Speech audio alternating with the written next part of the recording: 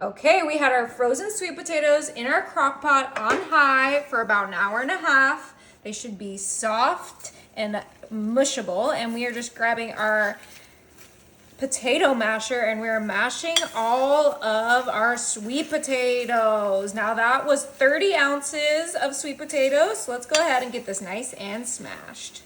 All right, I think we did a pretty good job smashing those down.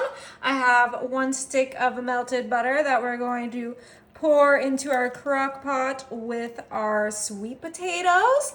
And then I have my measuring cup so that we can add 1/4 a cup of milk into this. Perfect.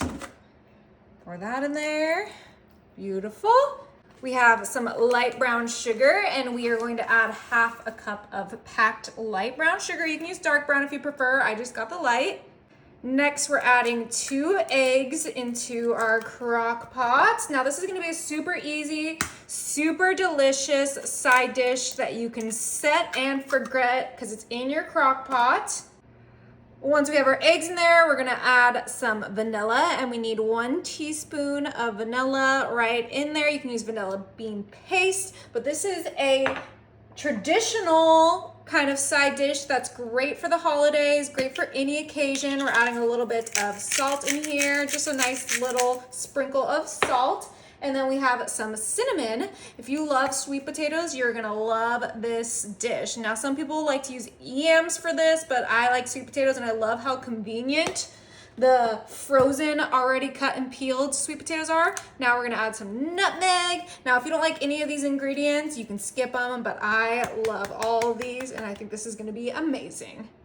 All right, we're gonna grab our spoon and stir everything together. Oh my, if you guys can tell what I'm making, put it in the comments, but this is gonna be absolutely delicious. It's sweet, it's yummy, it's full of those delicious sweet potatoes. I mean, come on, it doesn't get any better than this. Now, you can peel your own sweet potatoes and just make sure to cook it for a little longer with a little bit of water, but since we used the frozen, we didn't have to add any water. But I think that like mixed together just beautifully.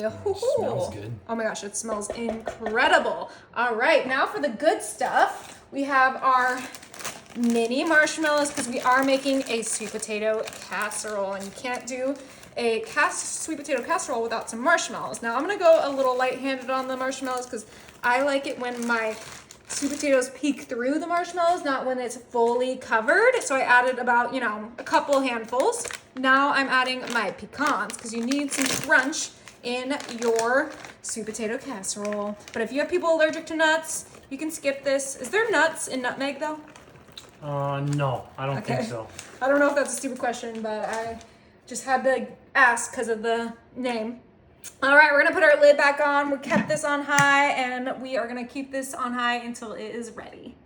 All right, we had this on for 1 more hour, so a total of an hour and a half. Let's check it out.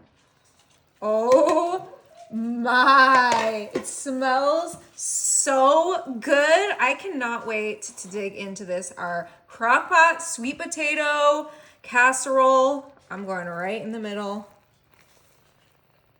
Oh yeah, that looks delicious. Ho, ho, ho. It will solidify a little bit more as we let it sit, but I am ready to give this a try.